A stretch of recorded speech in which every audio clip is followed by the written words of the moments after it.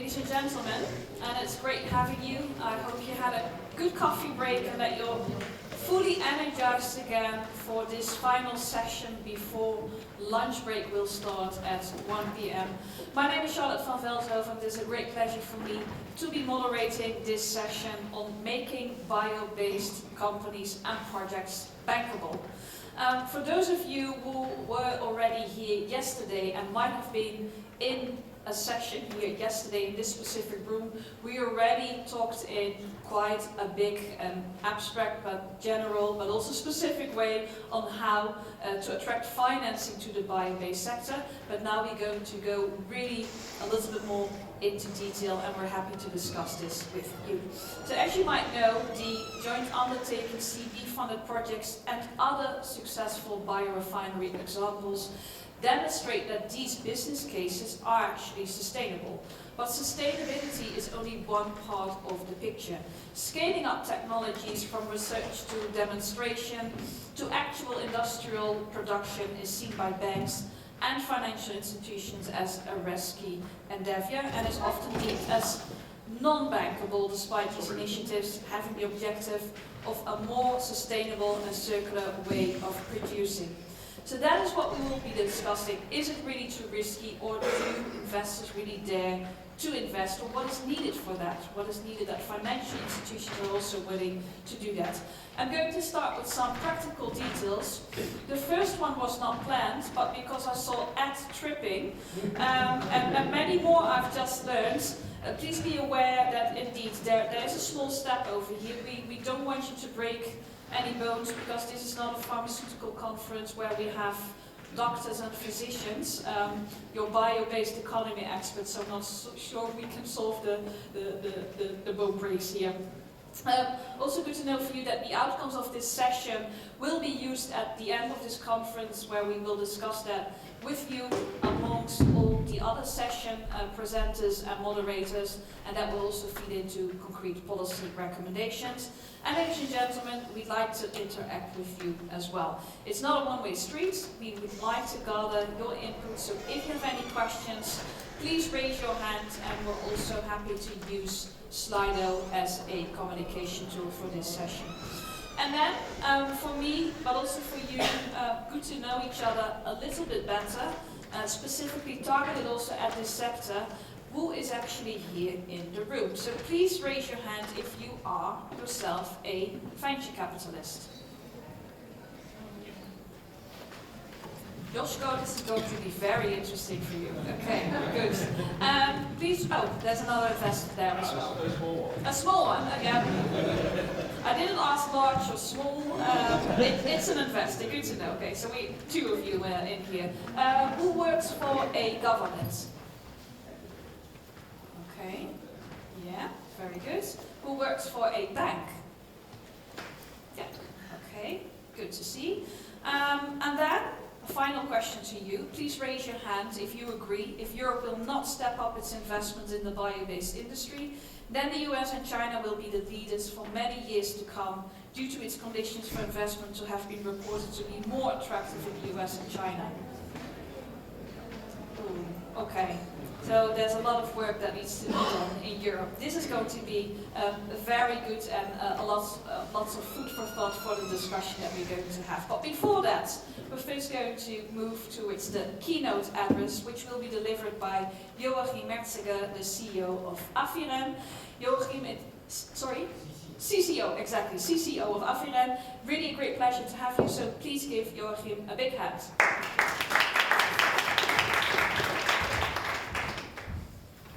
Yeah, thank you very much, Charlotte, for the introduction. Good morning, everybody. I would first like to start to thank CBE JU for giving me the opportunity to introduce you today AFYREN, our story, and where we stand today. So we all know, and we have already discussed this morning, that the chemical industry is facing major challenges, but it's also an opportunity for players of the bioeconomy. So what are the challenges of the chemical industry? We know that the scarcity of fossil resources, climate change, that's why we are here all together. There is no debate anymore. but there is also a crisis of linear and globalized models.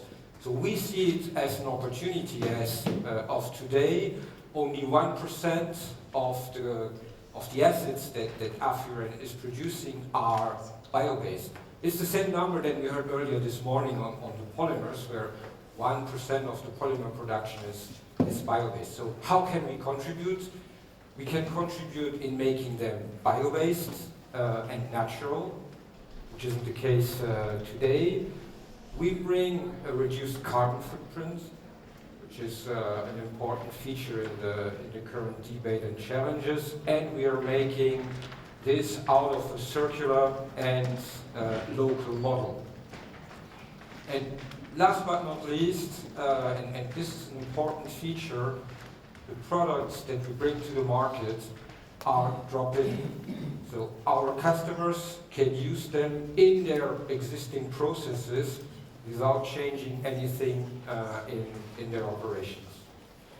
So where is AFYREN today? In a nutshell, the company was founded in 2012. We have a portfolio of 10 patents. Today we have 130 employees and constantly growing. The first plant in France is currently built with an annual nameplate capacity of 16,000 tons, and we'll come back later to that. CSR is really in the core of our company, and all this together allowed us to raise 150 million euros of financing, and Joško, we will see later, is also contributing to this. And then on the downstream side, we have 165 million euros of sales that are actually secured by long-term contracts with customers in different areas. So what do? We have a unique low-carbon circular bioeconomy approach where we use sustainable second-generation feedstock, which is coming from a sugar mill. So the products that are not anymore able to be valorized by the sugar companies. With an innovative biomimicry process, they are turned into the products of interest, which are the carboxylic acids from C2 to C6, and a high-value fertilizer that is a byproduct of our process. One of the key differentiators compared to the conventional petrochemical industry is the carbon footprint reduction, as it's divided by 5. And we create, also on top of being a drop-in solution, new bioeconomy value chain in making solutions available that do not exist today with bioeconomy solutions. So this is not to bother you, it's just to show that we are able to contribute improving many sectors of the industries and many products that you also find in your daily lives. And this is obviously giving resilience, as there are different target markets with different economic cycles. Here you can see the 6 strategic markets AFYREN is going after, and we have today contracts secured in all of the 6 markets. So 3 of them are very close to the end consumer, like the nutrition, whether it is animal nutrition or human nutritional solutions, but also flavors and fragrances. Besides, we are also going into more downstream applications, where we are contributing to making high-performance lubricants more sustainable. For example, for the aviation industry, also for heavy-duty applications, but also in life science, which in our jargon means cosmetic applications, pharmaceutical applications, and in material sciences. Our first plant has been opened last year in the third quarter with the presence of a CBE JU delegation, and the startup is currently in progress. So France, as of today, is our main production hub, as Europe is in advance in terms of bioeconomy. That's where many of our customers are located, but not only. Our customers also ask us to follow them abroad, to Asia and to North America. And the strategy is to consolidate the first plant in Europe, to prepare the international capacity extension, but we are also working on increasing capacity in Europe. Here is a short picture of the fundraising story of AFYREN from the early beginnings in 2013. I do not want to go into too much details here, just to share with you that we have an ownership structure that is based on 3 pillars. There are funds that are having one third. One third is coming from the historical ownership and the management, and one third contributed by the public from the IPO that we went through in September 2021.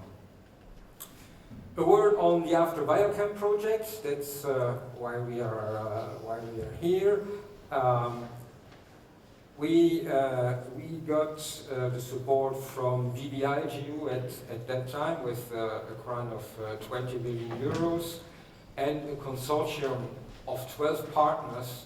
What I like to remind here to the audience that was not here this morning is that the consortium is very well balanced from the upstream, involving engineering, raw material suppliers, but also downstream involving end users that are able to validate the production, and service providers like P4C or P&O, who help with their services, for example, on life cycle assessment. Last but not least, a short snapshot on the financing model of the first plant. Again, it's very balanced. Half is equity coming from BPI France, the public French investment bank, who is the minority shareholder of the joint venture, AFYREN Neoxy. AFYREN is the majority shareholder, and complementary, this project has been financed by banks via debt and loans, and 1/4 is coming from the 20 million grant that has been granted by the CBE, and which was a very important contribution to make this project fly. That's what I wanted to share with you this morning, and I hand over back to Pavel. Thank you very much.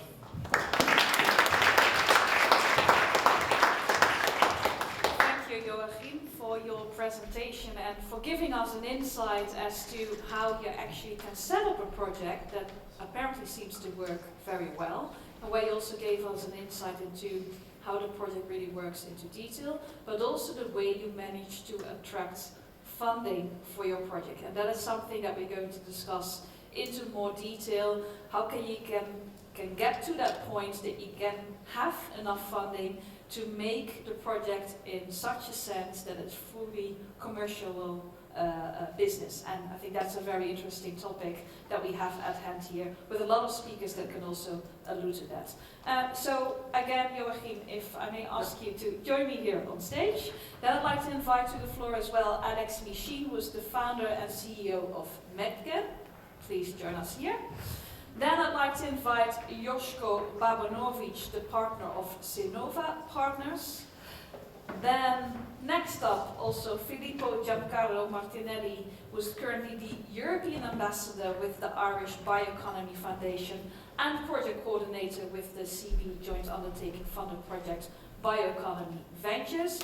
And finally also Pavel Misiga, who's the head of unit within the European Commission's Directorate-General Research and Innovation. Please give them a big hand.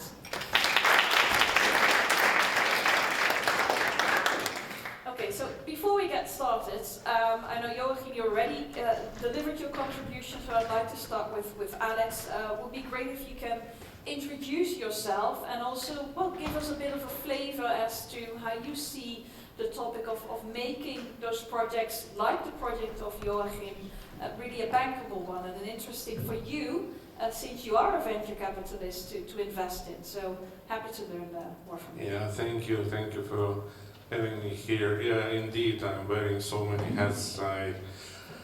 After working in the industry for 10 or more years, I founded like 4 companies, and one of normal companies, but the last one is the VC. It's a family fund in the bio-based industries, and so we are running, it's a small one, we are running like up to 1 million ticket, and we invested in 5 companies. But what brings me flavor for this discussion, so I was in my life in both sides. So like 15 years ago I was pitching to Joško that it was 15, or maybe 10 years ago, I was pitching to Joško that he needs to invest in MetGen, and he politely agreed. Told me actually a very good story. He said, well, if you would like to have money, then ask for advice.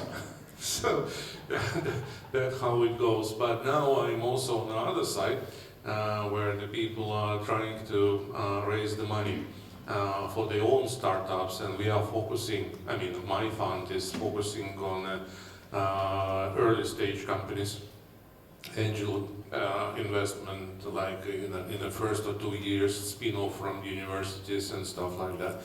So I think that I can bring the flavor in this discussion because I've been on both sides. Very good. So angel investment, more focused on the seed funding part, or like the... It's angel investor, yeah. Drive them towards the Series A. Exactly, towards the Series A. Then we come to the Series A. Then we come to the Series A business, to the venture capitalist. Joško, could you please introduce yourself as well? Good morning. First of all, thank you very much for the invitation to be here. I appreciate the opportunity to share what we have learned over the past decade, a little more than that, in bio-based space. So, Joško Bobanović, I'm a partner with Sofinnova Partners. Sofinnova Partners is the oldest venture capital firm in Europe, 51 years old. That's old in our industry. Because venture capital started just a few years earlier than we were founded on the west coast of the United States. So overall, a young industry. And we are today a life sciences platform that has 6 different strategies, investing both in healthcare and sustainability. So obviously I'm part of the sustainability strategy, where we invest in food, agriculture, chemicals, and materials enabled by biotechnology and bio-based feedstocks in early stages. So Series A is kind of our sweet spot. We sometimes do some seed investments, sometimes do some Series B investments, and we have, through the lifetime of our activity, invested in a little over 25 different companies. Some of them are no longer in existence, which is part of a regular life cycle of investing and also of survival. Some of them, not many, we have brought to industrial scale. So you heard from Joachim's story already about AFYREN, where we joined the company when it was able to do things in the lab, but not at industrial scale. And before AFYREN, we have done a few other projects where we have learned or tuned our understanding of how to help these companies not only get financing, but actually execute on those projects. Some of these learnings are expensive, and I can talk about that later, but that's kind of how I can contribute to the discussion. Yeah, and that some of them are expensive. I think that's part of the business, of course. That's why you're in it. You win some, you lose some, and very interesting to learn more about that in a second. Filippo, can you please introduce yourself as well? Surely. It's Filippo Martinelli here. For those who don't know me, I'm representing here at the Bioeconomy Foundation of Ireland and the European-funded project, BioeconomyVentures, which I had the pleasure to coordinate for the past 2 years and a half. Briefly, BioeconomyVentures is Europe's largest initiative in the bioeconomy to matchmake startups and investors by far. We have been working with 1,000 organizations around Europe. And I assume I will mostly be invited today to share some learnings as people active in brokering in the field, connecting startups with investors through what we learn in the over 45 live pitching events that I've been doing around Europe, the 3 accelerators, the 4 brokerages, and especially the privilege we had to work, in fact, with 9 partners and also 20 subcontractors, which were our ambassadors. In fact, most of the bioeconomy clusters around Europe have been working with us to deliver several of the services we have been doing so far, and we learned a lot in this. Looking forward to talk about that. Okay, thank you. Well, the matchmaking fits perfectly within the context and the fashion, of course, of this stakeholder forum, where basically every day during the stakeholder forum we have a bit of a matchmaking between those different kind of partners. So really happy to have you as well. Pavel, European Commission, great to have you too. Can you tell us a little bit more about the role that you play to make projects bankable? Thank you very much. Good morning to everybody. My name is Pavel Misiga. I'm head of the Green Transitions Unit in DG RTD, Department of the Commission for Research and Innovation. We are responsible for the CBE and before CBE JU. That's, as the title of our unit indicates, we want to see systemic changes, transitional activities. So we not only deal with one instrument, although significant, €1 billion of investment in the CBE activities, that we want to see that the whole industry transforms. Therefore, we look at all aspects, including investment and financing, access to finance. We also invested in a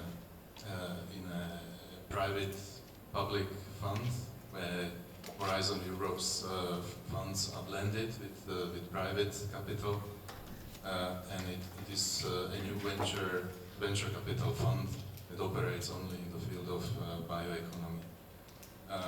So this is where, although we are government, part of the government at European level, we are trying to stimulate investment through different approaches. Very good. And we can stimulate investments, of course, in different ways. For that, one also needs regulation. I'm going to park that topic right away now because I want to tackle a couple of other things first. When I also pre-discussed the topic for today with you, we said and identified we really want to discuss into more detail the different financing models to enable those investments for the bio-based sector, because we all hear funding, money, very important, but what kind of financing models would be a good idea, feasible for this sector? So perhaps, Joško, may I give you the floor first as a very experienced... As the only one who has money here. Perhaps, So this is going to be I'm not saying it, you're saying it yourself, so yeah, please. So it's going to be an interesting discussion, I guess. But anyway, so we've seen a bit of an evolution in the way of financing. And when we talk financing, we're focusing on bigger projects, right? Yeah, exactly. Just to be clear. So we're not talking about investing a couple of million in companies that need to develop their own process. We're talking big tickets, industrial scale, commercial level readiness. And so historically, we have kind of improved a little bit, and AFYREN is not the right example, but in an ideal world, we would not require as much equity financing to support commercial units of these companies. And the biggest challenge here is very simple one. In, I'm not going to name the percentage, but in a very large number of cases, the companies that need to build their facility are building first of a kind, because there's something unique to their technology that nobody has done before at the scale that they want to do. And therefore, there is a certain element of risk. And this is where the key question is. So when you talk to venture capitalists like ourselves, for us, that's a low risk compared to the risk we have taken in, trying to figure out how to engineer a bacteria or a yeast to produce a desired chemical, build that process to scale, proven it in a pilot or a demo facility, and then brought it to a commercial level. But when you talk to a commercial bank, they run for the hills, and they don't want to touch anything like this because there is a certain element of risk that this is not going to work. And there have been cases where it did not work. We had some in the past. Then the role that I would call them facilitating projects like BBI, or as it's now called CBE, and for whatever it's worth, for whoever is in charge, please find an easier name to pronounce. Okay? It's really a tongue twister to say CBE JU. Okay? So I don't know whether there is an obsession with acronyms or we are not allowed to give kind of real names to projects, but it would be much easier if it's called, Project Athena or whatever the case might be. So these are vehicles or facilities that really catalyze some of these cases. And we've had AFYREN involved. In one case, we have other companies that were part of these financings because they bring the element that then oftentimes secures other people because of the quality of due diligence that has been done about the fact that this is a non-dilutive source of financing and the reputation that stands behind these kinds of projects that have been delivered before. So that facilitates sometimes access to, let's say, a bank financing like has been the case in AFYREN, but also some other sources of money. So if we can lower the equity portion, this is the key driver. And the reason for that is that today, in Europe in particular, venture capital funds are not set up yet, they're not big enough to finance these capital projects with large amounts. So we spend enormous amount of time, and AFYREN is a case in point, organizing the financing syndicate before even, doing anything practically. And that's it's time wasted in a way, but we don't have other resources, so we have to do that. Yeah, okay, it's time wasted, but if the outcomes would be positive, it's of course time well spent, but that's something you do know time is money. Yeah, exactly. Filippo, I see you nodding quite a bit. Can you echo or at least tell from your experience or some good examples from the ventures that you have supported? Surely. I was in fact nodding. Yes, I want to echo what Joško said, but as well as take a slight zoom out also for the benefit of the audience when you were surveying the audience and understanding who is there. In terms of financial instruments, it really depends on the stage at which you are. And although the core focus now is bankability and follow-up of investability, I think it's also important a bit for the audience to maybe go quickly through a bit the journey, and because not everybody knows all of it, and neither we do. But if we are the CBE community, a lot of what we do is starting from the laboratory, then going to pilot, then going to demo, then going to flagship, as we like to say it, which is one representation of the story. But different stages will have very different challenges. You have early stage investments, pre-seed and seed, where significantly the investment is done on the people. Then you have a little bit more of a shift into the IP. What's the IP that you hold? But then also you realize how you cannot really speak with banks. Why? Because you do not have assets. So you cannot get debt, you cannot get loans if you don't have an asset to secure it. So really the journey... You have IP, but banks don't understand that. Yes, tangible. And IP is then not seen as an asset that you have. Very good. In fact, thanks for that. So tangible and understandable assets as opposed to intangible asset, unless they really like specific assessors or their patent attorneys. But yes, indeed. So that what really struck me in this 2 years and a half is really how very heterogeneous is this journey and how really it is changing in time. You start with your team, you may get the IP, then quickly you will build a little bit of an asset base. Most important, you build some service contracts or maybe some early product development, contract research, but you're so weak in that phase, you're totally weak. So we should really remember the importance of European grants and national grants in general and CBE in particular to push you through that. With those, you're building your IP basis, your organizational capability to do things, because a lot of startups have just not good at doing things at all. And then with those, then you can start talking with the banks. Different countries will react very differently. And before I leave, to the others for continuing, I also would like to say that sometimes, especially for entrepreneurs coming from academia, there is this beautiful picture of the small flask, the glass bioreactor and the iron bioreactor, and then a factory. Not necessarily every company, every entrepreneur has to do the full journey from strain to biorefinery, like, for example, AFYREN is successfully doing. No, because a biorefinery is a chemical plant, and maybe you are not the right people to run a chemical plant. Maybe you should just sell your enzyme or your strain to the Novozymes of this world. You don't know. So it's so much heterogeneous and fascinating, the venture world, and not transparent at all. Yeah. So we're very happy that we've been able to operate there as facilitators and learning so much from people like Joško and other investors. Yeah, so it seems to be also that the joint undertaking and the projects that it funds is a main driver also for venture capitalists to say, okay, we want to further invest because that's already a kind of a quality stamp that's being given. Perhaps a question to you, I hope it's the other way around, because we have a company, the company. You have the company indeed in that sense that works well. I think Filippo, you said, debt instruments, that is really hard.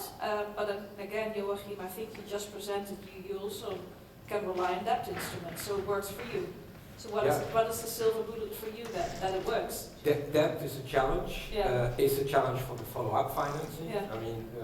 Here the CBE JU vehicle is really essential in making the first projects happen. But what's next? And companies often, when they want to go for the follow-up or the replication, you don't have yet cash flow, you don't have yet a solid balance sheet, and then the banks are running away. And this is maybe also an opportunity for Europe, for the member states to contribute with bank guarantees in accelerating the deployment of these promising technologies. Exactly. Thanks a lot for that. Perhaps Alex, because you said you focus on the smaller tickets in general, where do you see the problems to really lead those companies to being a viable company with a future ahead? Well, I enjoy every second of this working with small companies, because I think that there is a huge challenge when the companies are spin-off from the university with scientists who thinks that, okay, that's my baby, it works, okay, I like it, but they have no clue what to do next. No clue. No legal support, no sales and marketing, no public, nothing. How to scale it up from the idea from university to bring it, a little bit further and to sell it to Joško. So, and I enjoy every moment of that. And but it comes with the experience. Yeah. You see, it's just like what necessary steps need to be done in order to bring the company to the level where the professional, VC will take care about it. So that's very much fun. Okay, so it's experience, and I think we have a lot of experience over here. It's probably also a question of having a lot of trust, right? Trust that the projects will run well, trust that, that there's a future for the investments that You you're making invest as in well. the people. Yeah. I mean, the idea is not problem, Yeah. because, you know, I can see that it might work on a large scale. We are not yet even in demo scale, but if I see the team, Yeah. then that's it, investment. Yeah. Because, you know, otherwise the idea will die. Exactly. So the team is very important, but then still the financial aspect. I think, Joachim, you also said, okay, debt instruments, not very easy, especially in the relationship to the banks, and you said perhaps Europe could play a role there. So Pavel, it's not a big surprise that I'm getting to you right now.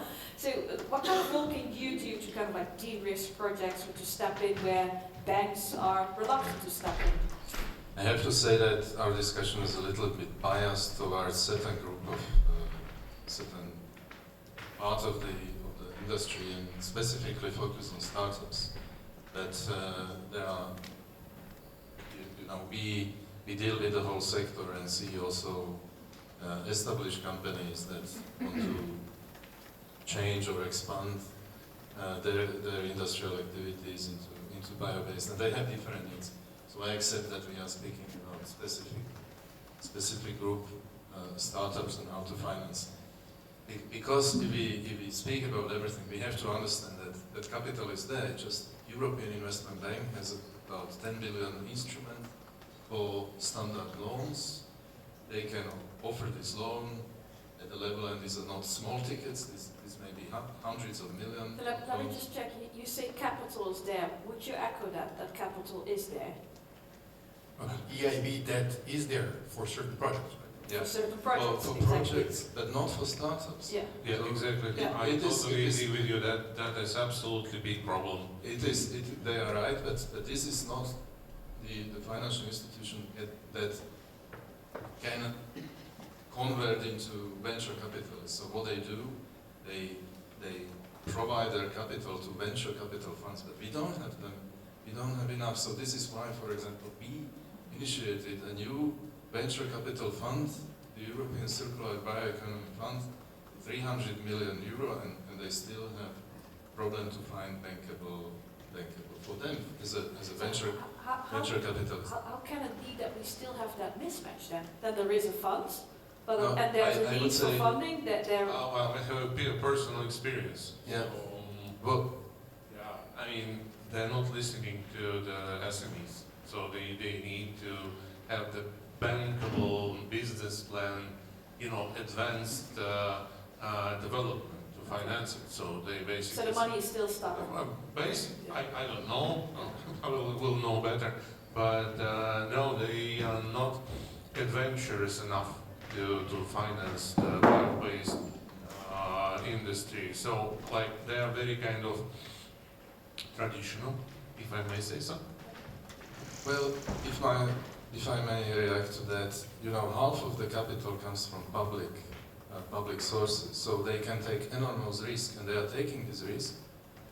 But I think still there is demand for financing even in earlier stage, where the risk is even bigger than instruments like this can cover. So we are asking question, how we can help those companies that are in that stage that even venture capitalists are not courageous enough to go into that. And Alex, I think you mentioned that, for example, a startup may not have capacity to.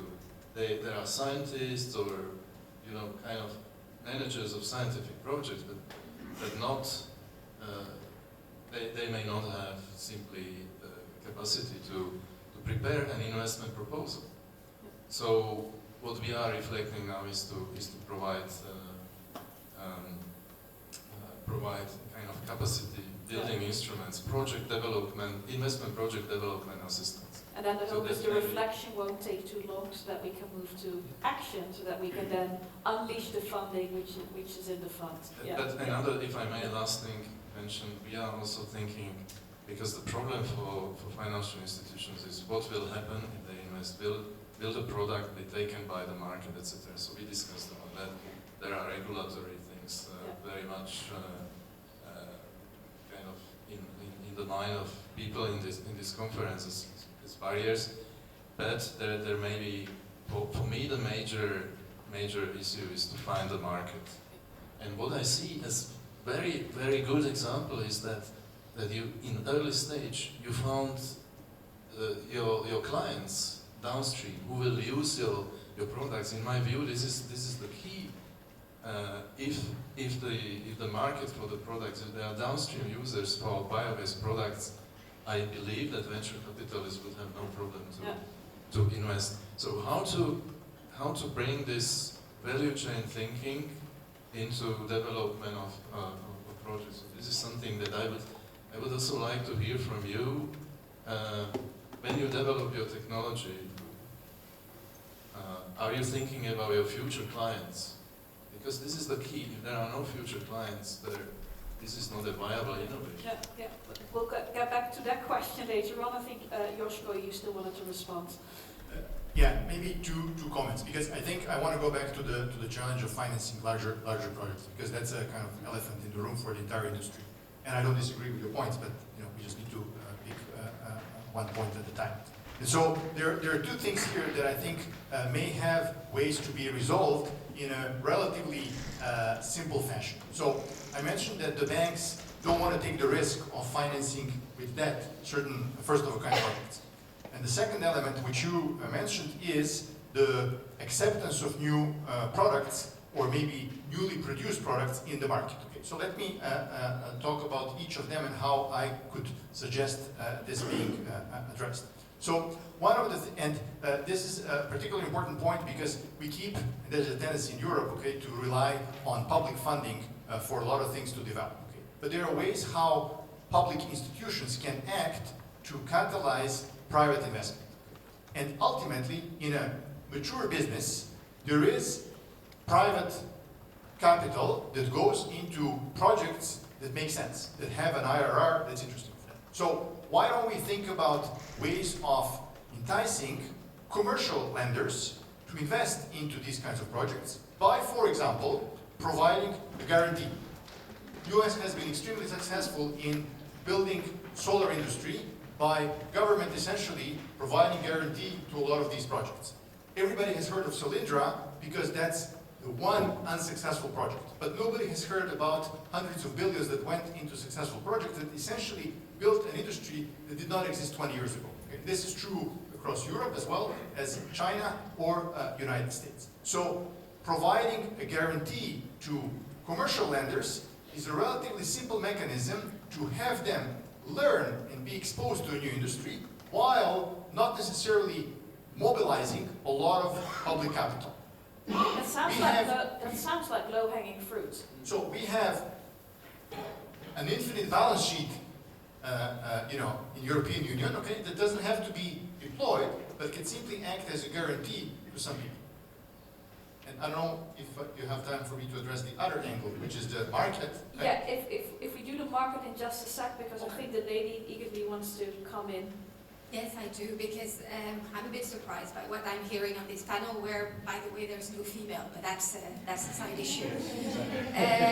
So, I'm a business angel, a fundraiser. I work on my own. I'm one person. You all have teams behind you. And what I'm hearing is you asking for a lot of things that are already there, that exist. So, for instance, the European Investment Bank lends venture debt to companies at the stage of AFYREN. It does that absolutely every day, in tens of millions of euros. The European Investment Bank has 600 billion for the next decade. It's called the Climate Bank. So it has essentially 60 billion to spend every year. It's a problem of operational capacity. Now, as to guarantees on loans, this is being done. This is what Merziger, which after 3 years, just raised a 2 billion fund, did by having all its notes, so a quarter, and they did it very much like you, AFYREN. Raised 2 billion, a quarter of it is loan, and they got guarantees at 80% from BPI France and from the European Investment Bank. So I think, I'm sorry to be telling you this, but I think you need to do your homework and you need to know what exists, within Europe to really help your companies, your portfolio companies. companies. Okay, That's one of the big issues. Thanks for that statement. Really keen on a reaction because basically you're being said you need to do your homework. I appreciate really no reason to get angry, right? I'd like to leverage your knowledge and what you have already learned, and then start from a higher level if we are missing something. So appreciate the comment. And we have actually worked with EIB on debt financing. The little challenge there is the length of the process. But that's a separate issue. So maybe just a comment on how we can help commercial players catalyze this kind of industry. And I'll paint a relatively simplistic and cynical picture, but bear with me. Okay? A lot of big companies have essentially been sitting on the sidelines and waiting for startups that are bringing innovative technology to succeed, or to be cynical and say, oh look, you did not succeed, okay, I told you so. Okay. But ultimately, the consumers are asking for renewable products. Why? Because all the brands have set expectations of what they want to deliver by 2025, 2030, 2035, or 2050, okay? And they're not going to get there the way they're doing it now. So, this is a huge business opportunity where innovation can help these companies reach the goals that their customers are asking from them. So, if I'm a big company, and I know that there is startup A, B, and C that's actually able to produce something that I want to use to address large customer needs. What can I do? I can provide an offtake to this company and say, if by date X, 2 years from now, you're able to deliver this product at this spec within this price range, adjusted for whatever happens in the market in the meantime, I'll be willing to buy. What's the risk for the big company? It's the risk of legal team time and the paper that the agreement is written for. That's it. Okay? If you don't deliver and the price is not right, I don't have to buy. So low risk. Yeah. It's Yeah. zero risk. Yeah, Okay? exactly. And that's how Velthoven did it. That's how they managed to put together a 2 billion grant, Which is unique in Europe. Okay. Building on that and getting the other quarters together. So you have an answer for that as well. Excellent. Okay, well, seems On- like a future collaboration, yeah. You can join the panel next time, indeed. I think, Pavel. I would say that it's true that public banks like the European Investment Bank have a lot of capital, but it's true also, I understand the situation of startups, because the bank clearly, the European Investment Bank doesn't, it provides debt, it provides equity, quasi-equity, guarantees, all kind of instruments. They develop instruments for first of the kind, etc. But majority of instruments really do not reach small companies, SMEs, startups, simply because they don't have capacity to provide all the information that is needed for the bank to provide their investment. So I think that we need venture capital funds, and better we need in Europe also to provide public funds and blend. I believe that in the transition period, or in the next few years, we need to provide public funding to stimulate investment into the startups. But I think this is not enough if financial institutions are ready. Also the companies have to be ready. And the question is what is needed on that side? How we can support, how we can develop that capacity to prepare investment proposals. Yeah. How we can help them to adopt this value chain approach so that they very early from the development of innovation, they already look at market and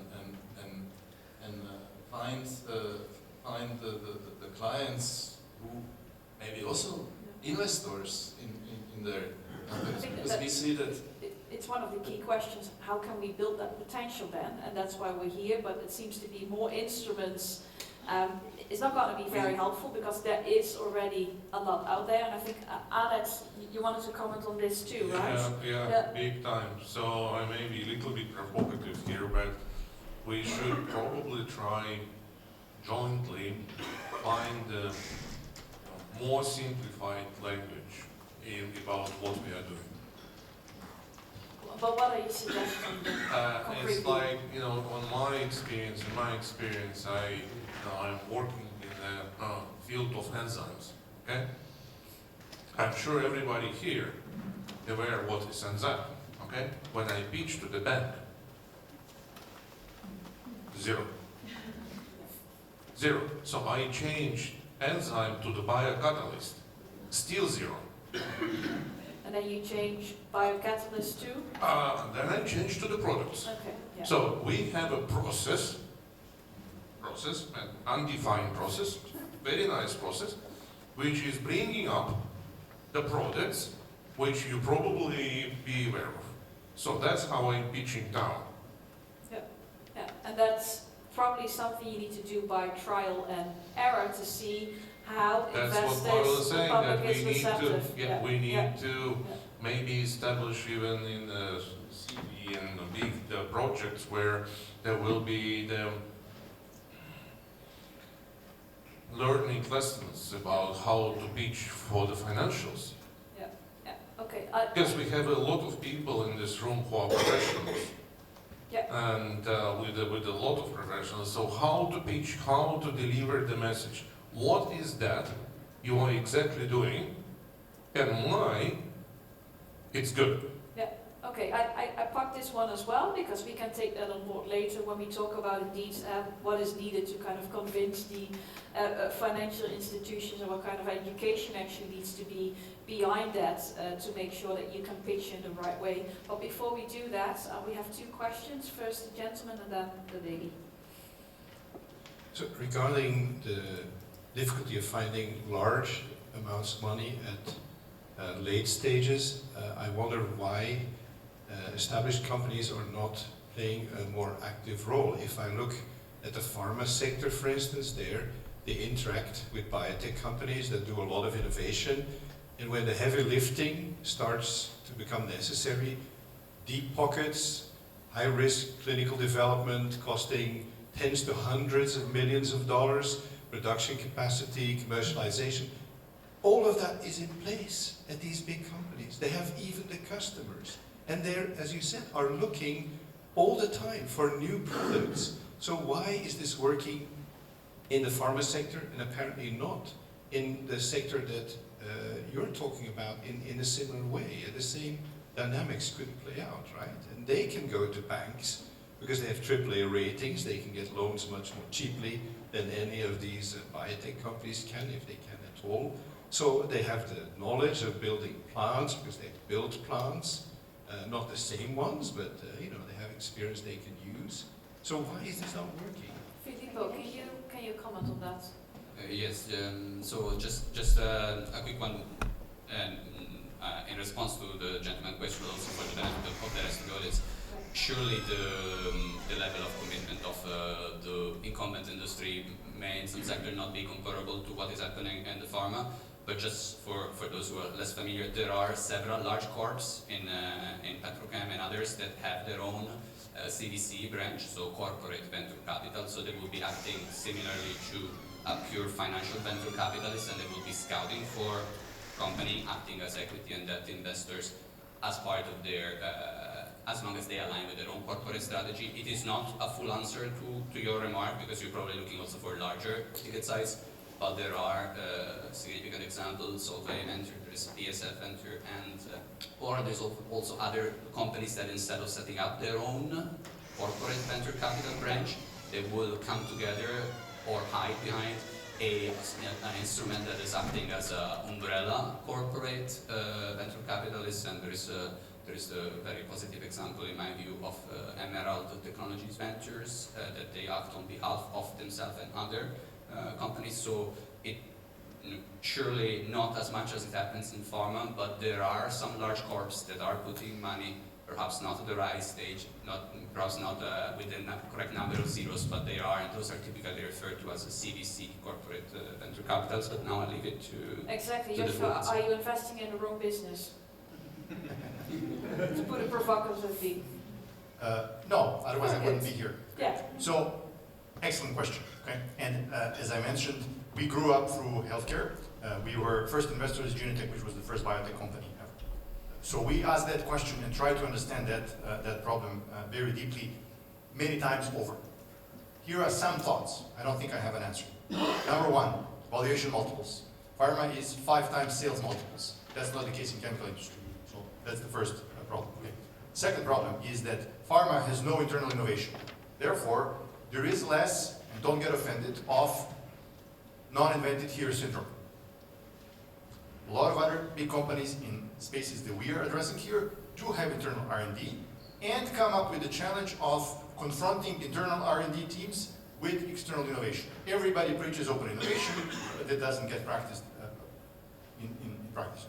And then, to the point that was already made, a lot of CVCs, which are corporate venture capital units, today are mostly focused on technology scouting and seeing things that over time may develop, but don't have, you know, I don't know if it's courage or mandate, because it comes from the top, to say we want to be, you know, the ones who will be, I mean, doing basically the role that the big pharma does, where, you know, you bring a project to phase 2 and then they pick it up and typically acquire it and run with it, knowing that the risks are still there, but you know, they know how to handle them.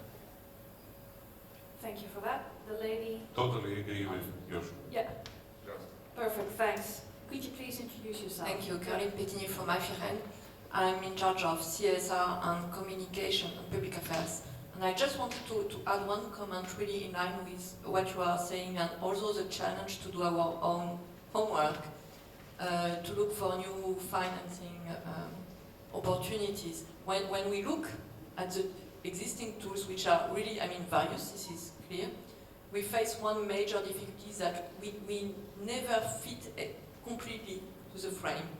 Either because we are too small, startup, small company, or because we are bio-based company or bioeconomy company. And usually the frame are based on strategic sectors like energy or renewable energy, chemistry or food, but never bioeconomy as itself. Bio-based products are never included, or quite rarely included, as a strategic value chain.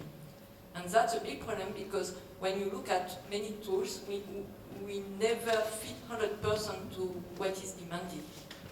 So I think the work that CBE is also doing to emphasize bioeconomy as one strategic value chain for the future is key. And you mentioned the example of Vector. Of course, batteries, it's well understood that it is strategic. We need to work on energy storage, etc. But people don't understand really why bioeconomy is important. And usually when you talk about bioeconomy, they think about bioenergy. Okay. So there is a lot of communication and pedagogy to do. Okay, yes. So a lot of policy, a lot of information, the right dissemination, but in one way I think AFYREN manages to do so pretty well apparently. So how do you manage then to pitch and to obtain that funding? How do you do that? Can you give us an insight where others can learn as well? Because there's a reason why you stand where you are right now. Yeah, obviously the access to market is key. Yeah. And as we learned yesterday, we are facing, our competitors are petrochemical companies that exist since 100 years. They have optimized their process over tens, hundreds of years, and we have them in front of us. So our challenge is to find spaces where the products bring the additional value that does not exist today, and where the whole value chain can transfer this added value up to the end consumer.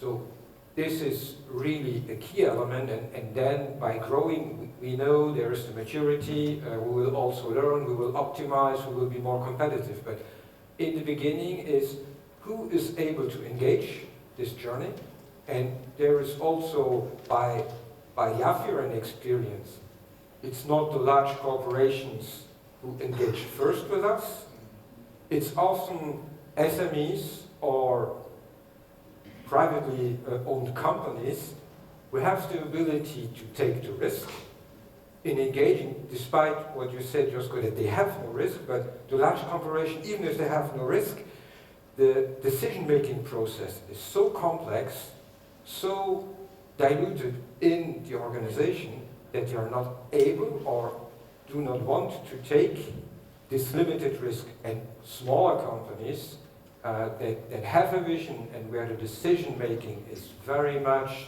concentrated in the hand of one or a small group are able to do this. And these companies are enabling the emergence of this type of projects, because it's a chicken and the egg. Yeah. You need the market, you need the customers to convince the investors. But I think that's good. I mean, of course you need to have the pressure from top down when you look at the policy, but of course you need the strength from bottom up. So when companies convene and they tell the same picture, the same story, that is going to help. So you need to showcase that strength. Do you think, Joško, can they tell the story well enough? Because No. Okay. Yeah. So AFYREN is an exception then. You're getting there. Getting there. Okay. You're being No, critical. it's nothing unusual. We held, what was it, like 12, 15 months ago, a storytelling workshop for our CEOs. Because we wanted to help them be better in telling the story of what they're doing. Because were they willing to learn? of course, no, they weren't. But most of the did they manage startups. to do better afterwards? Yeah, incremental improvement. Okay. No You know, disruptive yet, but it's the same what I just said. So we have to learn and teach how to tell the stories. Yeah. So the last session was a lot of discussion about the green premium, which I absolutely hate. So, but you assume that people understand that, but People the bigger don't. version Yeah. they don't. Yeah. You Yeah. just have Yeah. to say straightforward.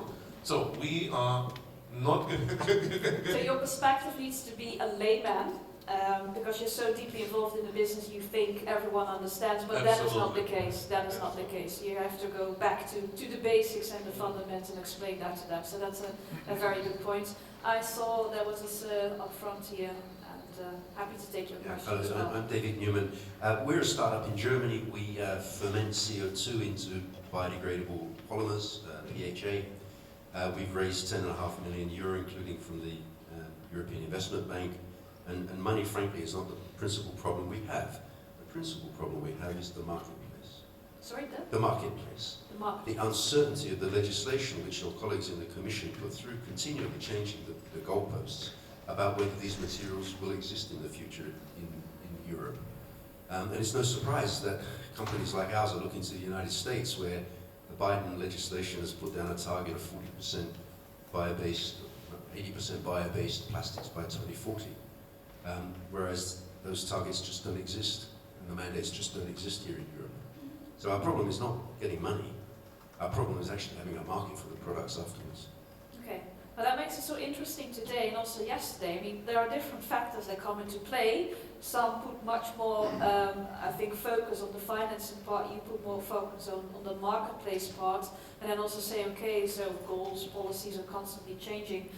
Pavel, then again, I'm looking at you.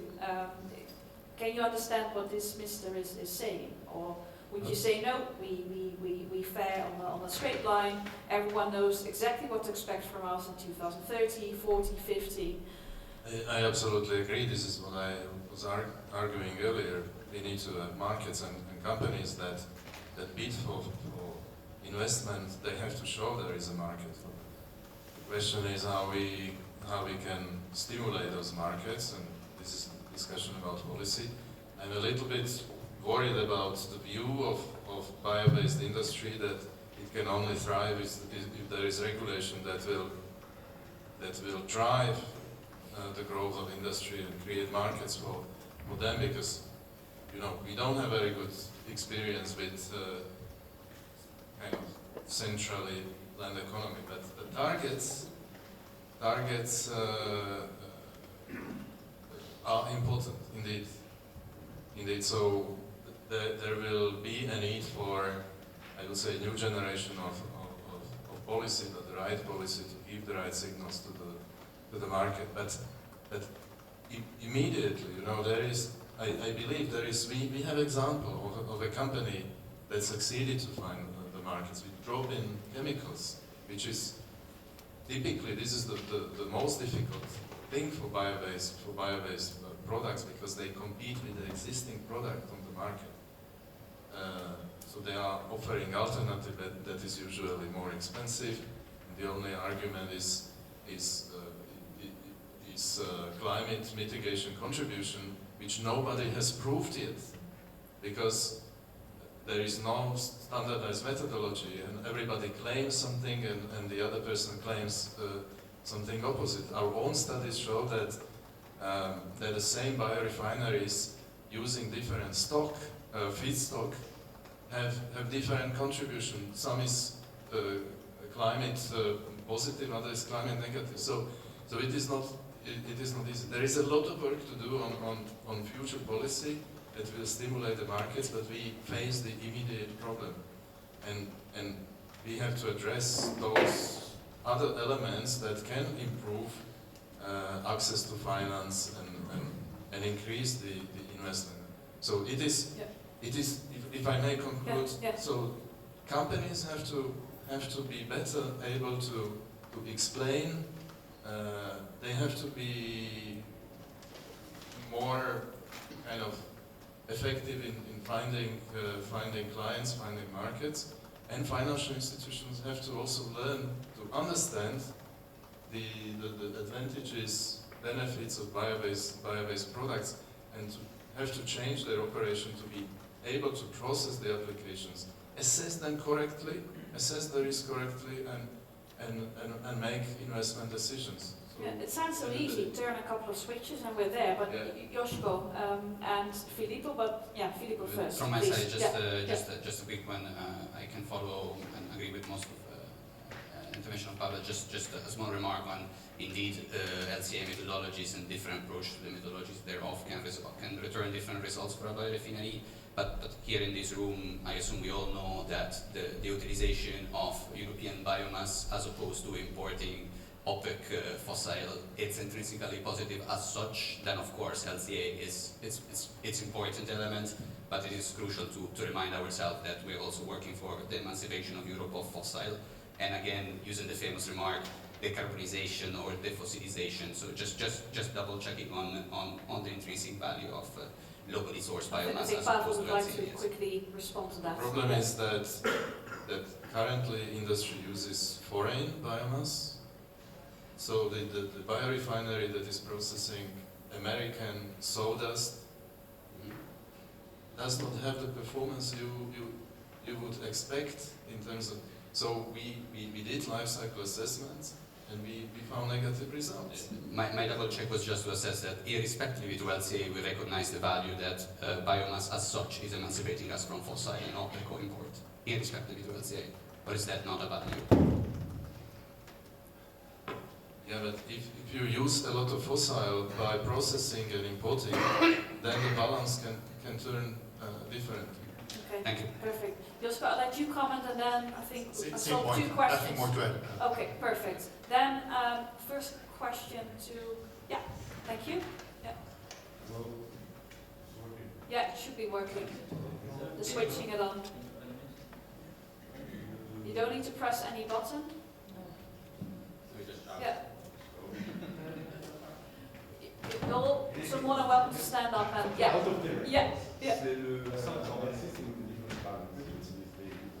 Sorry, we're just checking if it's working right now. Switch of microphone. I'm not lucky. Out of the way. Yeah, now it's working. This is working? Yeah.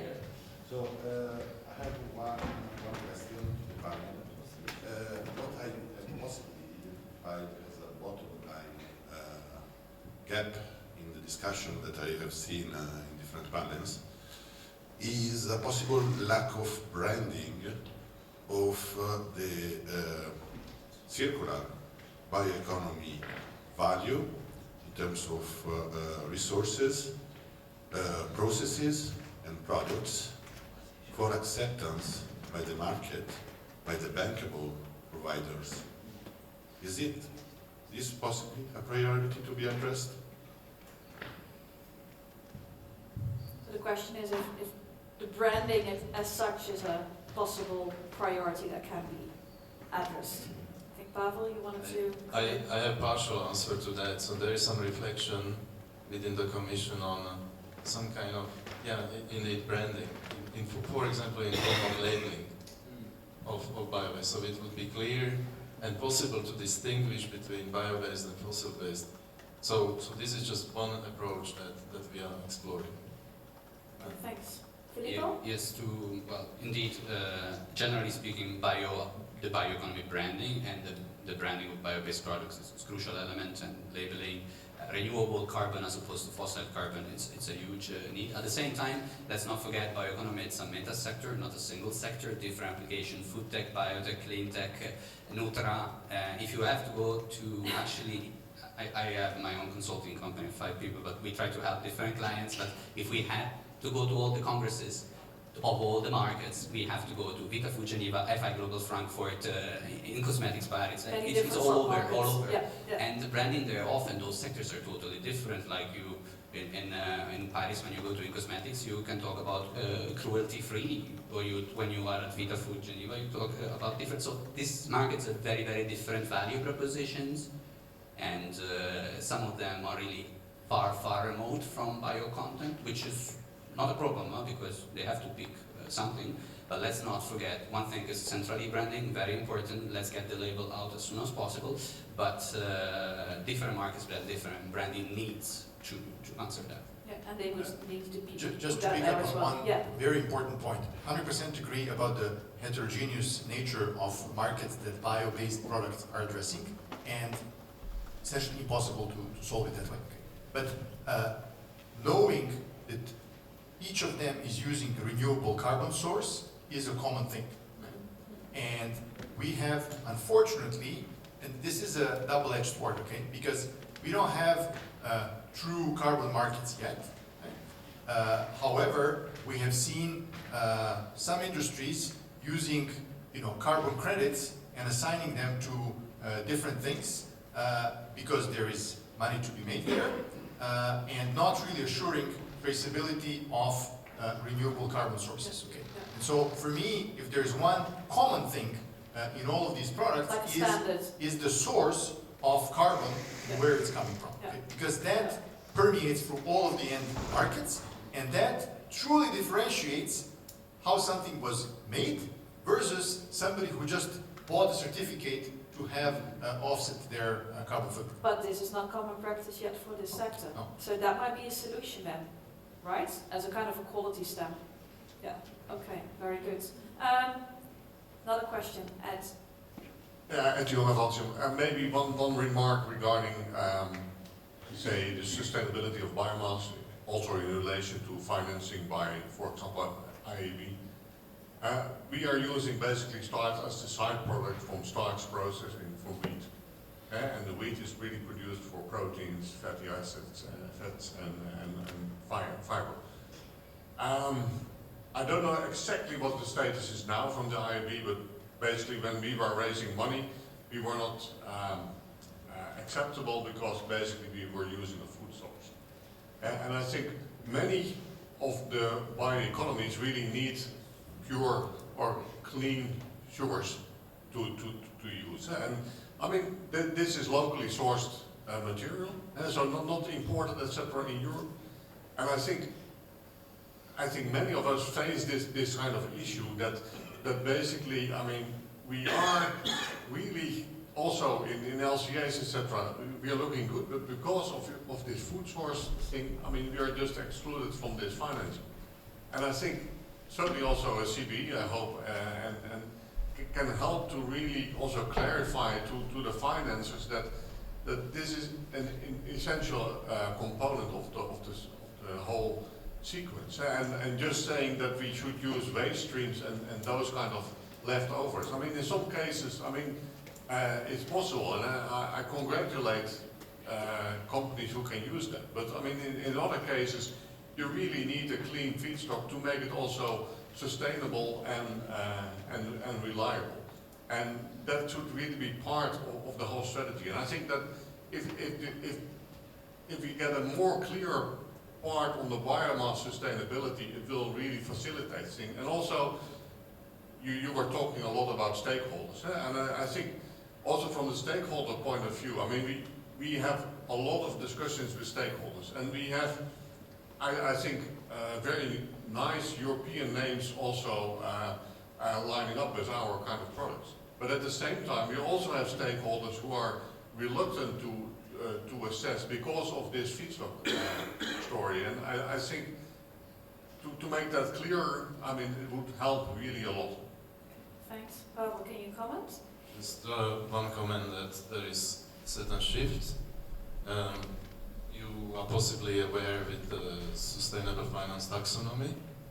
So for bio-based industry, originally in the first draft, bio-based products that use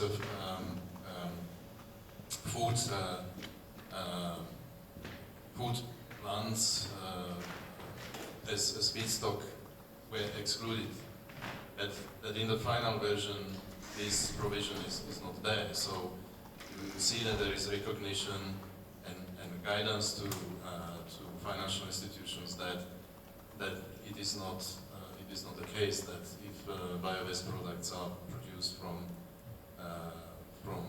food biomass, that it doesn't mean that it is unsustainable.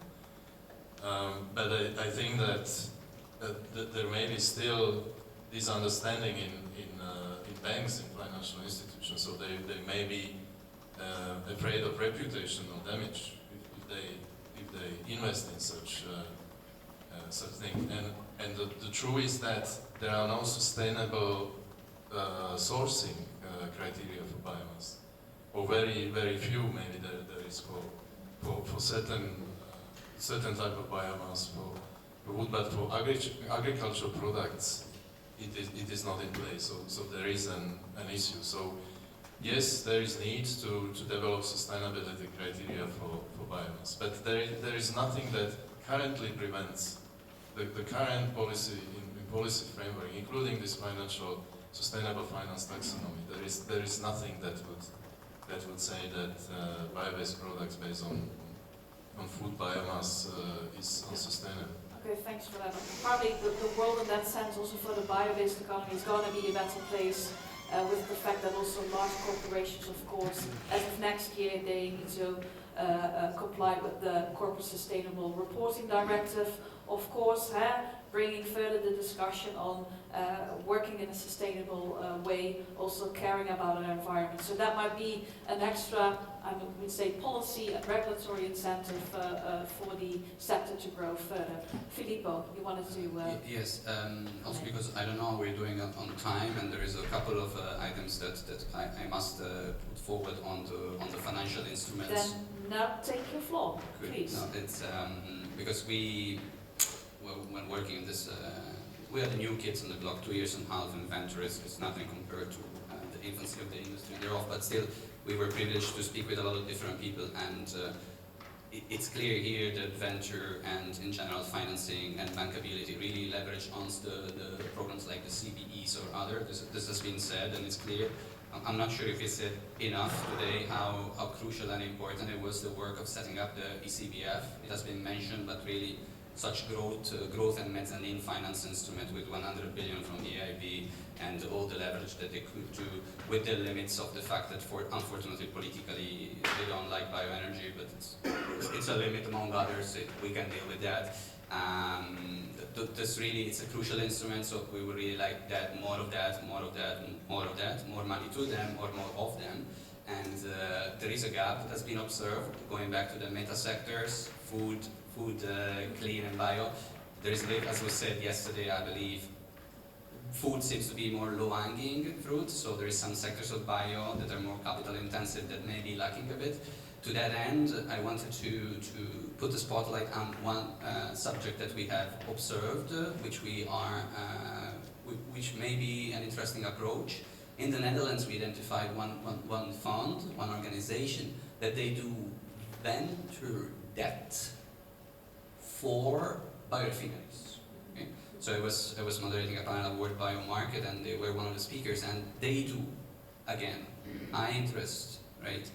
that for biorefineries, and that will fit in a nice, that would be equivalently fitting in the pie chart of AFYREN of the role of PPI, which PPI I assume is not high interest, but that is something that could be explored by other countries. So there are quite enough of them in that. Again, 2 years and a half, new kid in the block, but still, I was very surprised when I met them, and it's like, although they only do Benelux, because to put steel in the ground, you really want to understand the language and the culture of it. So that's definitely a model I encourage for the recommendations to explore venture debt, not equity. And one second point is the option for interventions or partnership between either EIB or ECBF and national level organizations. So ECBF has already been going around sourcing also money from national. Many national funds, especially pension funds or sovereign funds, have limits in their mandate, geographical mandate. So there were some did put money in ECBF, some could not, because they say, sorry, we can only put money if it's invested in this country. So we're really looking at Bioeconomy Foundation of Ireland and others, like, should there be a few national ECBFs or hubs or junior partners of ECBF for national level investments, and then perhaps we could tap the famous tap of the pension funds and others at national level. So those were two things I really had to throw to the panel. So different funds, different rules of the games. We'll happily discuss the plethora of funds that are out there later on. But first, what I'd like to do, I'm going to take the question, but in the meantime, I'm first going to ask you to also take out your phones, because I want to put up the first slider question for today's session, because we're talking about the viability of a company, whether we're willing to invest, yes or no. But less so, this question is really focused on the funding, but more on other aspects. So what factor do you believe is most crucial for assessing the market viability of a bio-based company or project? Sorry? Yeah, we're waiting for the code, so the code is there. So what factor do you believe is most crucial for assessing the market viability of a bio-based company or project? Let's have a look at the answers in a second, but first then take the question of the gentleman in the back. Thanks. In the meantime. My name is Andres. I work for BioeconomyVentures, and the question is related to this question, and it's for Sofinnova. Please study, because I imagine that they analyze many projects, and I believe that we will bring more money to the table if we can reduce risk. And I think that Sofinnova, as they analyze so many projects, what do they think that could be, or the main barriers or challenges to bring more money to the projects they analyze? Is problems of regulatory? They think that it's more we should improve green procurement, or what's could improve the possibility to develop more projects and so bring more money to the table? What's the main barrier for you to finance more bioeconomy projects? Thanks for that question. So we discussed quite a lot of barriers already, but if you would have to identify the main barrier, so Joachim, may I ask you as one person that actually runs an operational biorefinery, what is the main barrier of all the barriers out there? Yeah, good question. I think the most important, and I agree with what's here on the screen, is consumer demand and trends. If they are there, if you find a place for your products in the market, that's great. Then on the regulation side, there are still some barriers. Specifically, when we are going into, let's say, the downstream markets, where we are competing really purely with the chemical industry, there with the REACH regulation, everything is there. We have access that's easily manageable. But in some specific other markets, like food industry, like feed, there can be strong entry barriers where the approval process is extremely long, costly, and time is money. We all know that. And I want to come back to the previous question.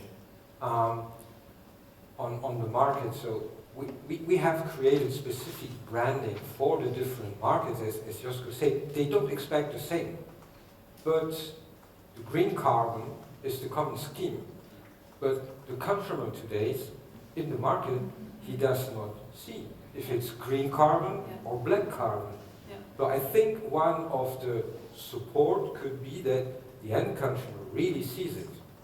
To give you an example, when you're buying today a bread, you don't know if this bread has a solution. Sorry, I'm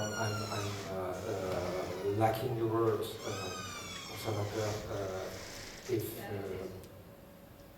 If the preservative is coming from a crude oil derivative or if it is a bio-based conservative. I think this could really be of help to the bioeconomy, that the end consumer clearly sees in the end on the label, this is coming from something green, renewable, bio-based carbon. I know that the labeling legislation is very complex in Europe, but I think that would be of major support. If we manage to overcome that complexity, it's definitely going to help and kind of like overcome as well the redressing that happens a lot, because there are many organizations, of course, still trying to push their products into the market, although they're not green at all. Joško, what is your experience? Basically, if the way we have on appliances, A, B, C, D, E, energy rating, we have a bar that shows how much of the product is actually renewable. Okay? How long it's going to take that we figure out how to compute that? That's a different story. Okay? I always joke that that's possible. Well, it is possible. Okay, but we need to agree. So I think this is going to be a IFRS element in 10 to 15 years, but not before that. Okay, very good. Thanks. Okay, And main of course, barrier. the market pool should be there. Like I give you two examples: textile and the shoes. So the both areas are heavily supported by the main brands. So we have a textile made from the bio-based. We have a Nike shoes made solely from the, and that works. That works for the common people. It's like, wow. Because it's tangible. It needs to be made tangible, of course. So it's still the nice shoes, still the nice textile, but it's made from the bio-based. So that's what we need. That's what we need in the end. It's not easy, I know, but that will kind of push the penetration of the bio-based materials into the people who don't understand what's the bio-based material anyway. Exactly. So with labeling and the right tweaking, you can indeed also influence a bit the consumer demands and to push for the right direction. Filippo, you wanted to add? Yes, on which one of the four is the most important. From my side, if you look at your own company being small or big, especially small, you can give yourself your own scores, but my point being here, you should not sum the scores that you make, but you should multiply them. That means that if any of those is 0, you lose. So it's not 7 plus 3 plus 4 plus 0, it is 7 times. And if any one of these is 0, you're just dead. So whenever there's a single point that is not above a certain minimum level, the business is dead. So I wouldn't pick one. I'd say don't be perfect at one, but get decent at all of them, and then we talk. Okay, thanks a lot for that. Okay, so perhaps a second slide or question that I still want to throw in the discussion over here is in the context of making bio-based companies and projects bankable, which risk mitigation strategy do you consider most effective? And we're going to have the different options on the screen. So which risk mitigation strategy do you consider most effective? So perhaps Joško, also a question for you. As a venture capitalist, you're also looking at risk mitigation. I mean, the more you can mitigate the risk, the more prone you probably are to also invest. What is your take on this question? So our biggest risk mitigator is people we invest behind. Because we don't really have a clue. We just understand if the team is capable of getting that across the finish line. So but are you then that direct to say, okay, you have a team of 5 to 6 people, really like 4 of them, but I only want to continue doing business with you if you kick out the other 2 and replace them by others. What? Just to get an understanding. Can I give this is a very touch way of saying that? Yeah, I know. It's very, very direct. Yeah, yes. just to put it black and white. The short answer is yes. Yeah. Okay? We try to influence that, okay? Yeah. Because at the end of the day, Yeah. a very simple saying in venture capital is that B teams can destroy the best technologies, but A teams can make out of mediocre technologies a huge success. Yeah. And that still holds down. Okay. Any comments from your side? Risk mitigation strategies. What do you focus on? Joachim, perhaps from your experience? Yeah, I mean, the diversification of product offerings is important to have access to different markets, and flattening out, de-risking the economic cycles. Collaborations and strategic partnerships, they can be, but company needs to pay attention that with the partnerships you're not entering into conflicts of interest with your existing customer portfolio. So there are some attention points, but they are an interesting tool. Thank you. Anyone else who wants to comment on that? How to mitigate the risk from your perspective, Alex? I'm talking from behalf of the SME, so I think that the biggest, I would say, advantage of the de-risking of the SME development is that you can kill the project fast. Because that's almost impossible to do in the big industry. So, there are a lot of people involved, a lot of money. But, if you kill the stuff fast, it didn't work, forget about it. Yeah.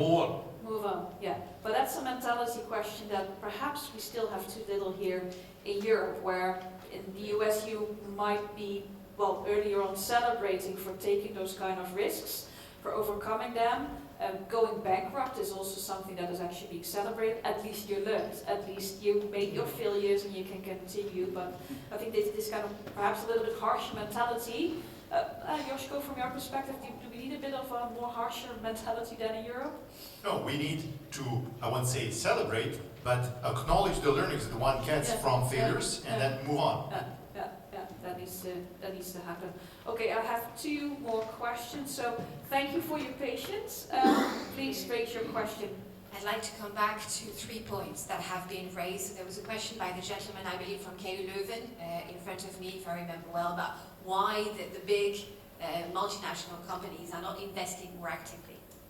And I heard all the points on the panel, but I think that the answer was actually brought to us by the gentleman at the front who was saying that actually he doesn't really face, the one with the glasses, who said, yeah, exactly, that he doesn't really face his fundraising issues, that it's more a question of having a market. And the answer, I believe, to your question, so the gentleman from KU Leuven, is really holds in one word again, it's regulation. It's what we've been talking about. Pavel, you started your speech today by telling us you want systemic change.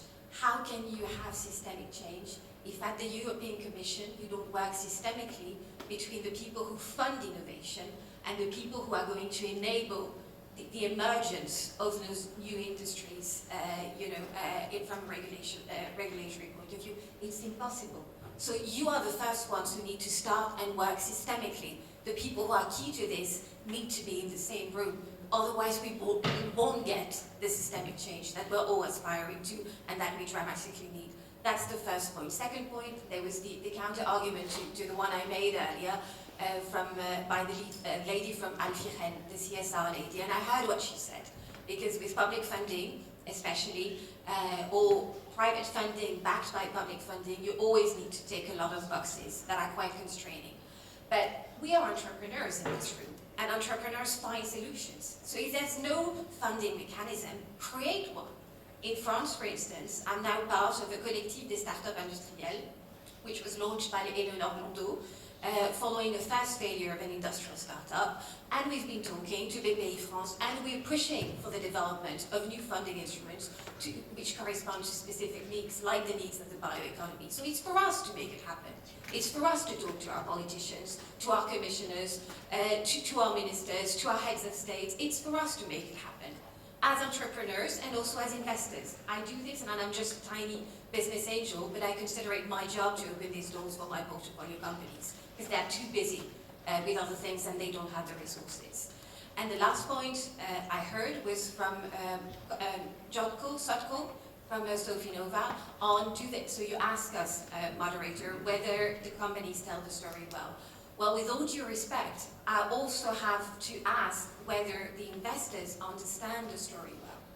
I consider to be working with people who are absolutely working scientists and technologists, and time and again, I see investors who spend between 30 seconds and a minute and a half on a deck.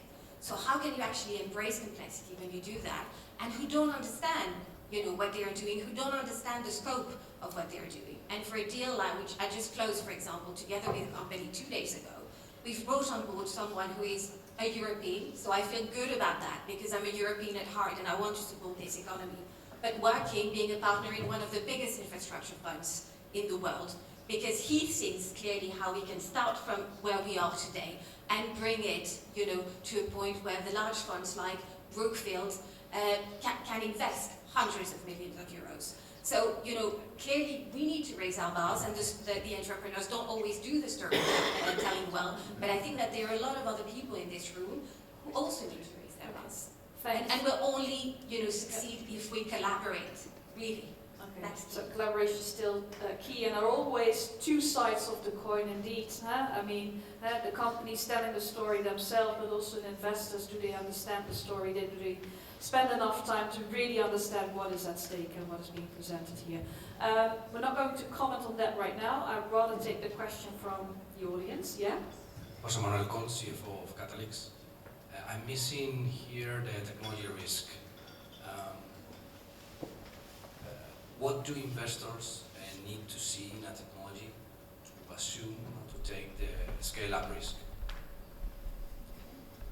So looking at the investors in the panel, Filippo, please. Joško, okay. If you want to go ahead, I can answer that. So to give you perspective, okay, so we invest before you get to scale. But we try is the best word that I can use, to understand what is the path to get to scale, and can the technology that we're looking at in its relative infancy get to economics that are workable in the marketplace. And so at that point, you can say that we accept the scale-up risk, okay? But there's a lot of unknowns still, and the error bar is large, but at least we're trying to understand whether, in a market that requires a product to cost 10 euros a kilo, you will be within that range, okay? Or you will be at 100 euros and therefore there's no way you can get there. Sometimes we encounter entrepreneurs that are excellent on the scientific side, but let's say poor in understanding engineering and challenges that come with that, because unfortunately that's as difficult, if not even more difficult sometimes, and there are people in this room that are much more experienced on that topic than me, okay? Then a discovery, and then there is all the other elements that we talked about, like market acceptance and all of that come as critical. So scale-up is just one of the elements, one of the lenses that we put on when we try to understand whether an early stage technology can get there. Okay, but we have declined investing in a lot of companies because of that reason. Okay, because we didn't see maturity in the team of understanding, and or we saw that the economics will not get there once the project gets to the scale, if it does. I follow up with Joško because I scale up a couple of technologies and totally agree. So I think that the key is to involve professional people from the engineering companies who are always greedy, and when you are in a lab scale, you kind of try to save money, and you think that okay, that will work, and it don't work, and then of course the price of the equipment, the price of the energy, the location of the thing need to be taken into consideration. So if you ask me, my advice, involve the professional engineering company as early as possible, even if it costs, because it costs. I mean, yeah, but that is the same way. Thank you. Final remark by Filippo. Apologies, we simply cannot spend more time on asking or providing the answers on national EU funds, local funds, but can you please comment on this Yes, question? sure. Thanks a lot for your question on the investability on the venture side. Definitely, I cannot but agree and resonate with what both Joško and Alex have said. On the engineering side as well, not everybody says that, so I suggest the audience to keep that in mind. There's a couple of elements that I want to throw from what we have learned by working with 20, 30 investors around Europe active in the bioeconomy. Well, first of all, venture and investment is maybe not necessary for everybody, so not every single company has to grow by venture. There's companies that grow organically, and investors will agree that maybe 25, 33% of the company are venture investable, which doesn't mean they're not investable. Maybe they're not venture investable because you may not have your 3 to 5 times the returns in 3 to 5 years. There's other sources. That's one. Point two, there is a number of things that if you don't do right, you're out, clear. But at the same time, there is also a message of hope, that is, there is a certain degree, respectfully, of incoherence among different investors, because every investor has their own investment thesis. Every investor will have their own vertical, the sector, their growth stage, seed, pre-seed, late and early. There is even people who do only very early and very late, but not in the middle. So like, you have all possible combination. Further, so if you're not speaking to the right one, it's not that you're not pretty, you're just speaking with the wrong partner of that moment, maybe later on. And finally, there is also often, to some extent, there is a criteria that is less known, and I always try to say that to entrepreneurs. That is, many venture and investors will have funds which have not open end but close end. They will have an investment cycle, 5, 7 years, enter and exit. Check out the development, what is the age, the aging stage of the fund, because your same project, if it were to be presented 3 or 4 years, it will have returned the returns at the moment whereby it will fit much better with that fund at that moment. And I don't know, Joško, if the venture will say, sorry, you would have been great 3 years exactly ago. to the point, okay? And so I'm in that situation right now. So we are in year 3 of the fund, and when we see very seed attractive companies, we have to tell them, you're not here at the right moment, you know? Yeah. Please come back when you're a little bit more advanced. Not because the timing right now is wrong. Okay, if you were here 2 years ago, would be perfect. And I'm happy to know that Sofinnova actually does share that, but not all the investors and funds will necessarily say, they just say goodbye or not reply. So then, you know, you're not that sad, you know, maybe you apply somewhere else. So keep it in mind, those are messages that I like to share with entrepreneurs. Thanks a lot for that. And ladies and gentlemen, with that we have almost come to the end of the session. Also for you, just 3 simple questions to answer to finally wrap it up. Just choose one word. Debt or equity? Joachim. Debt. Equity. Equity. Organic growth. Pavel? Both, okay. Fast money or patient money? Patient money? Patient money. Patient. Patient, clearly. Okay. Final question, continue this session for another 2 hours or lunch break? Depends, up to you. Lucky me. I want to have lunch, I don't know what about you. Yeah, I think it was a fantastic session. Thank you very much for the good questions, and I think involved. The engagement was brilliant. So that's why I can continue, even though I would like to go to lunch. I have a compromise proposal. Let's continue over lunch. Okay, very good. Indeed. If anybody wants to continue this beautiful conversation over lunch, just reach out to me. Okay. I would not mind to continue because this is very important. But last thing I would like to say, something constructive proposal to the audience. We have already provided grants for investment project development assistance. It was in the field of circular economy. This is exactly to address the lack of engineering or legal, financial expertise. in growing companies, that many bio-based projects would qualify as circular economy because if they use waste, they could qualify. We saw very little interest in this type of grants. So please, if you have this issue, you need assistance, you need other expertise than you possess already in your startups. Then you have the funding available Then for those projects. funding is available, and you can prepare. Yeah, perfect. Ladies and gentlemen, please give a big hand to our panelists.